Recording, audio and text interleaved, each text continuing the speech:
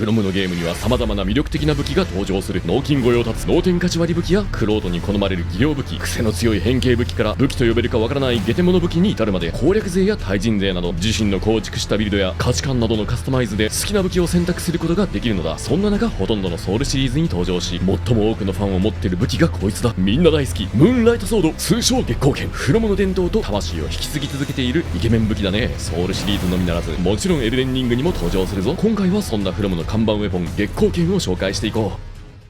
まず月光剣ってなんやねんって話なんだけれど、こんな風に青い頭身を持つ体験っていう設定が一般的だ。見た目もさることながらやはり目を見張るべきはその特殊モーションだ。ダークソウルシリーズから月光剣の名を持つ武器は必ず硬派を放つことができるんだよね。はい、イケメン。月光の体験。ダークソウルシリーズ1、2、3。ダークソウルに登場するは月光の体験。ダークソ3部作に登場するのは全て月光の体験で統一されている。無印では白竜シースの尻尾を切ることで入手できるドラゴンウェポンだ。マジスのスタルシースの魔力の結晶であり、その力は尽き光の波として解放される。ダークソ2では4のフレイディアを倒すと入手できる古き白竜のソウルで連成することで作ることができる。大いなる白き姿から生まれたってなってるんで、やっぱりシースから生み出された剣として登場しているね。古き白竜のソウルとかまんまやんけ。強攻撃によりその力は解放され、月の光の波となって放たれる。ちなみに2には青の体験っていうパチモンが登場している。アイテムテキストにも怪しい文章を書いてるし、こっちは初めから物理攻撃力しかない残念武器だ。ステータス補正はなし。重量は月光の約2倍、その上耐久力も低すぎる。そのまんまの意味で即ぶっ壊れ武器である。ひどい話やな。バーコのウンホルトさん気づいてくれや。ただ彼の人柄によるところやエンチャントできるところもあって使っている人は意外といるらしい。時代は飛んでダークソウル3。これはシースに憧れて月の研究に没頭した妖王オスレースのソウルから作られるものだが、オスレースはついに白竜に至ることはできなかった。なのでシースの月光には至れなかったってところを表現しているんだろう。一応硬派も放てるあたり偽物ってこともないようだね。おおよそ月光剣のなり損ないってところだろうか。3には影月の極剣って武器もある。薬指のレオナールの使う武器で月の魔力を帯びてとあるから、やはりシースとの関連が見て取れる。月の力があって影月の刃を放つことができるけれど、シースではなくなり損ないのオスレースにだいぶ寄せた武器となってるみたいだ。となるとレオナールとオスレースの関係性も気になるところであります。そんなわけで3は月光のなり損ないばっかやんかって思わせといて、満を持して登場したのがこれだ。古き月光。ダクソ3のダウンロードコンテンツの隠しボスとして登場した闇ぐらいのミディールを倒すと手に入るソウルから作ることができるマジス。月光の名を冠する古の剣の姿をマジスで再現したもののようだね。硬派の文字もバッチリあって、これこそが真の月光だと言わんばかりだ。それもそのはず、アイテムテキストにはこんな文言が記載されている。古き月光。古き剣の名はこれもまた月光ではあるが、白竜シースのそれとは少し姿が異なる。その記憶はより始まりに近いようだ。シースのものとはちょっと違うって言ってるんだけれど、これねめっちゃ意味深なテキストなんよ。というのもダークソウルシリーズではこの月光の剣シースの尻尾から生まれたものとされているけれど、実はフロムで一番最初に登場した月光剣はキングスフィールドのムーンライトソードなのよ。この作品での月光剣はラスボスの白竜シースを倒すために黒竜ギーラが生み出したものなんだよね。シースのそれとは違ってより始まりに近い。この文言だけで超古存のフロムファンはしびれたんじゃない？これもうファンサービス以外の何者でもないよね。ってことは見た目的にも設定的にも闇ぐらいのミディールという存在が黒竜ギーラのオマージュであると捉えることもできそうだ。ちなみに同じくミディールのソウルから作ることもできる武器にほころび刀ってのがあるんだけれど、こちらには月光の力はないようです。月光の竜が剣を生み出した影より生まれし刀。一体どんな意味があるんや。月光の聖剣。お次はブラッドボーンで登場した月光剣月光の聖剣だ。醜い獣と化していたルドウィークが正気を取り戻すきっかけとなった導きの月光を宿した聖剣という設定になっている。というのもこのルドウィーク、聖職者ほどひどい獣になるという設定のブラッドボーンにおいて他に類を見ないほどのおぞましい獣の姿になり果てていました。それもそのはず、彼は医療協会における最初の狩人であったのだ。夜空から差す一筋の光の糸をよすがとし、周りから罵倒されながらも獣を狩り続けた聖職者。おそらく月光に神の導きを見出したということだろうね。他の狩人たちは聖職者と言いながらも実情は墓場きと罰当たりなことをやっていたんだけれど、ルドウィークは夜空に守護神を見出したわけだ。ただね、その辺のカラスからも導き得られるんだよな。どういうことだ。彼だけの秘する導きとは何だったのか。月光とは秘匿されるもんなのか。だがわかるよ、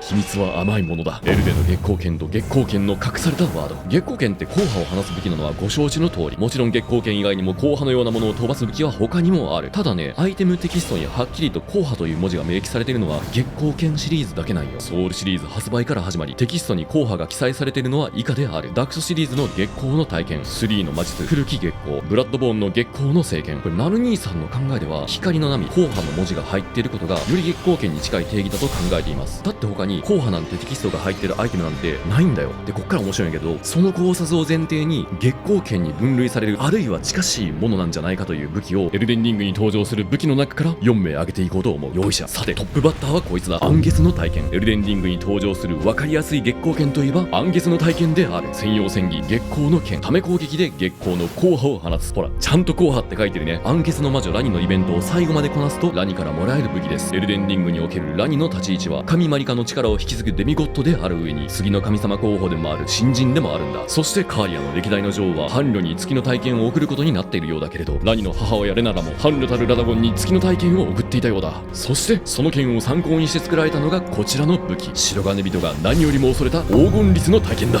月光剣が元ネタになった武器ゆえにこの体験も戦技で光の波を放つことができるんよ。専用戦技黄金律形容、追加入力で黄金の硬派を放つ。形状は月光剣とは全然違ってルーンの形を元に作られているみたいだね。この剣を作ったのはラダゴンなんだけれど、なんでラダゴンにはそんな力があったんだろうね。その理由だけど、どうもラダゴンには赤髪の呪いってのがあるらしい。というのもマリカが黄金樹の神に任命されて狭間の地を平定するときに巨人戦争ってのを起こしたんだ。それは黄金樹を焼く禁忌の火を司っていた巨人を滅ぼして自分たちの世界を盤石にするため起こした戦争だった。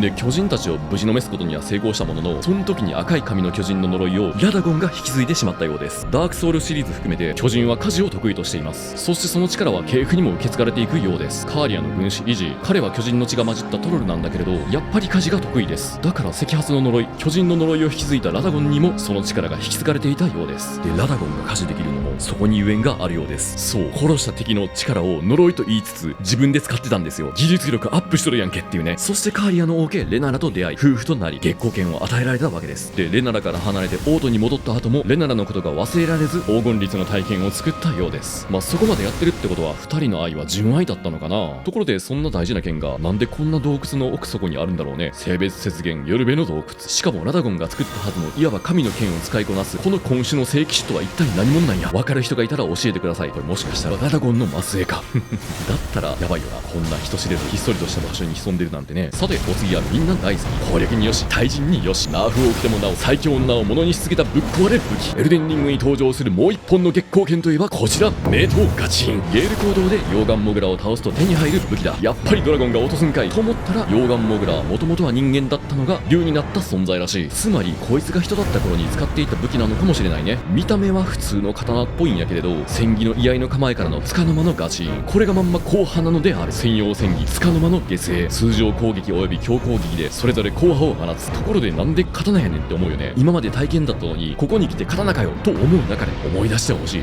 ダクソ3に登場するミディールが落とすソウルから生み出せる武器にて正統派月光剣、古き月光の影に隠れるように存在していたもう一本の武器、そうほころび刀なんだよ。今作の正統派月光剣はアンゲスの体験だけれど、その影に隠れたもう一振りの刀という立ち位置を持つ作品をまたいだオマージュ武器でもあったのだ。ちなみにガチンの意味方の元ネタは赤炉のガチンの飴、英語版ではガチンズシュガーって名前だったことが広まって公式でガチンって読むことが分かったんだよね。でこのガチンの飴の効果なんだけれど、ステルス力が上がるんだ。おやそういえばほころび刀の方も隠されてこそみたいなエッセンスなかったっけ。その刀身は鞘の内でこそ光を帯びってのがあるけれど、これまさに赤炉のガチンの性能を踏襲してるよね。おうこんなん誰が気づけんねん。どうやら設定までこっそり隠していたようです。ガチンだけにな。ちなみに国語辞典には月ごもりという単語が一応あります。月が雲に隠され隠れることみたいな意味があるようです。皆既月食かな。真の月光は隠されるもの、太陽の光の裏でこそ月の明かりはまばゆくほど輝き放たれるものだ。そして最後マリケスの黒き剣、エルデンリング4本目の月光剣はこのマリケスの黒き剣。おいおいおいおい、どこが月光剣やねん。そう思いましたよね。だって月光なんて書いてないからな。しかもこのマリケスの黒き剣、硬派を放つ力すらありません。じゃあなんでこれを月光剣の一つにカテゴライズすんの。でもね厳密に言うとこの主人公の手に入れるマリケスの黒き剣、これ光の波が放たれないのは主人公の手に入れるマリケスの黒き剣だけなんですよ。なんせマリケスはこの剣から硬派のような形状の赤い波動を飛ばしてきます。そう主人公が持ってる時とマリケスの持ってる時で性能が違うんだよね。とはいえあの赤い光、今までの月光剣の硬派とは全然違いますよね。そもそも月光剣ちゃうやんけと思うかもしれへんけれど、ちょっと待って、この剣さ抜け殻なんよ。封印していた死のルーンが取り除かれた後の状態ってことらしい。そう本来宿していた月の光を失った状態がこの黒き剣なんですよ。つまり月の光を失った月光剣ってわけ。光を失った月光剣だって思うかもしれないけれど、月光剣ってそもそも月のの光を宿す触媒みたいなところがあるんだ。ブラッドボーンの月光の聖剣も変形前はただの体験だし、デモンズソウルの月明かりの体験にもよーく見ると触媒が埋め込まれているのがわかります。だからプレイヤーの持つこの剣はいわば L2 の封印された月光の聖剣なんですよ。もう一つ R2 しか残されていないんですよ。抜け殻ってことです。じゃあ覗かれた死の力どこ行ったのって話なんだけれど、そこで探して見つけたのがこの祈祷でした。黒実験回転しながら切りつけ硬波を放つ。はい、取り除かれた死の力こっちに分離してました。そしてテキストには紛れもない光の波の文字。しかもこっからがやばい。このアイテムテキストバージョン 1.00 までは光の波の文字がなかったのに、バージョン 1.02 でわざわざ光の波の文字が追加されてるんよ。これさ、多分宮崎さんチェック入ったよね。もう開発陣からのメッセージだよね。これシリーズ定番の月光剣やで気づいてっていうな。しかもそれだけじゃないんですよ。獣の死体グラングとの戦闘でマリケスに変身するシーン、なんか見覚えあるなって思った人いるんじゃん。これを見てください。ブラッドボーンのルドウィークが月光剣を手にし覚醒するシーン、ポーズの画角も大体一緒やんけっていうな。そう、グラングこいつルドウィークの系譜なんですよ。それに加えてグラングの戦闘中のモーションも獣スタイルのルドウィークのモーションにそっくりなんですよ。ムービーは明らかに月光の聖剣を意識している。硬波を放てるフロム、もはや隠す気すらありません。結論を言います。マリケスの黒木剣は真の月光剣でした。そうなんですよ。ルドウィークの聖剣なんですよ。あれニュアンス的にはルドウィークの系譜なんですよ、マリケスって。いやー、今回もぶっ飛びましたね。これがエルデンリングにおける4種の月光剣やね。やばすぎやろ。形を変えながら登場し続けているフロムの月光剣、セルフオマージュでありながら作品を追うごとに性能や属性が変化し続け、それでもなお受け継がれ続けてきたわけですね。いやー、実はね、月光剣の考察はずっと先送りにしていて、実際のところ今回の動画では全部言えてません。これもっとちゃんと奥深くまで説明しようと思うと、今から28年前1994年に発売されたキングスフィールドシリーズの月光剣の初登場から説明しないといけないという途方もない歴史に近い何かを解説する動画になる必要があるから、ちょっと動画時間が悠久の歴史をたどる羽目になるために、今回出させていただいた内容はダークソウルシリーズから始まる内容で考察させてもらいました。フロム深すぎ問題ですね。反響が良ければまた月光剣の考察を出そうと思います。あと生放送でネタを募集するコーナーをまた設けたいと思います。そちらもね、良ければ参加してみてください。また告知します。よし、このチャンネルではこんな感じの動画を上げ続けていきますので、良ければチャンネル登録お願いします。以上、なるにーでした。じゃあね。